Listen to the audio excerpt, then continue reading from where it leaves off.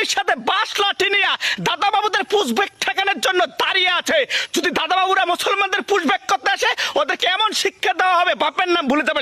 বাংলাদেশের বলদ বলে কিনা ভারতের বাপের নাম ভুলিয়ে দেবে, ভারতের বাপের নাম ভুলিয়ে দেবে। আতা কেলানে বাংলাদেশ।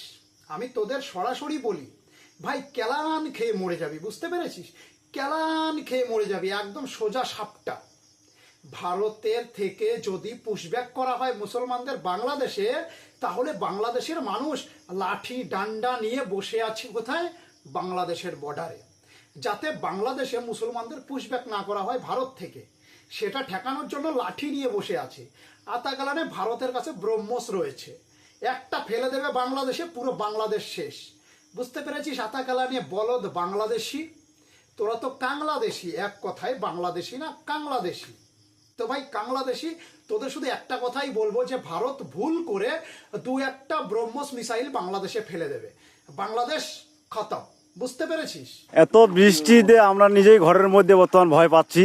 ছোট ছোট বাচ্চা, এরা কোনো দেশে মনে করেন নিতে চায় না, খোলা আকাশের মধ্যে আছে, বৃষ্টির মধ্যে। বাংলাদেশের মুসলমানদেরই বাংলাদেশ ফেরত নিতে চাইছে না।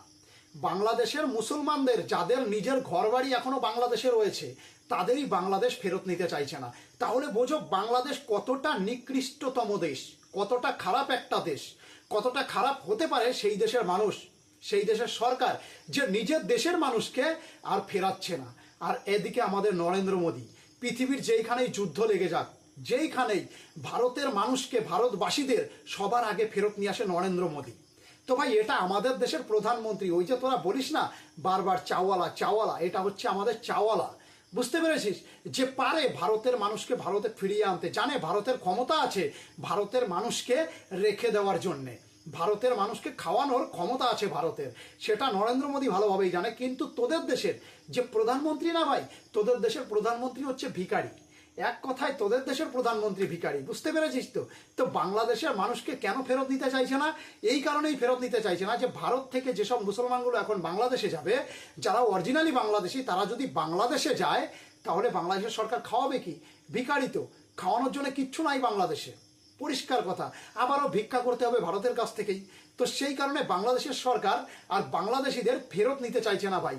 কি একটা আজব বিষয় না? একজন বাংলাদেশি নিজের দেশে ফেরত যেতে চাইছে, তাকে নিজের দেশেই নিচ্ছে না। নিজের দেশের সরকার ডাইরেক্ট বলে দিচ্ছে, আমি আর আমার দেশে কোনো মুসলমানকে নেব না। মুসলমান নাকি আবার ভাই ভাই, সবসময় বলে মুসলমান ভাই ভাই। আরে আতাকালানে তোদের নিজের দেশের মুসলমানকেই তোরা ভাই বানাতে পারিস না, ভারতের মুসলমান তোদের ভাই হয় কি করে আমাকে বোঝা? ভারতের মুসলমান তোদের ভাই হয় কি করে? আবার আতাকালানরা সবসময় বলবে মুসলমান ভাই ভাই। কে লিয়ে কলা বাগানে পাঠিয়ে দেওয়ার দরকার আতাকালানিদের, কে লিয়ে কলা বাগানে পাঠানোর দরকার এই বাংলাদেশি আতাকালানিগুলোকে।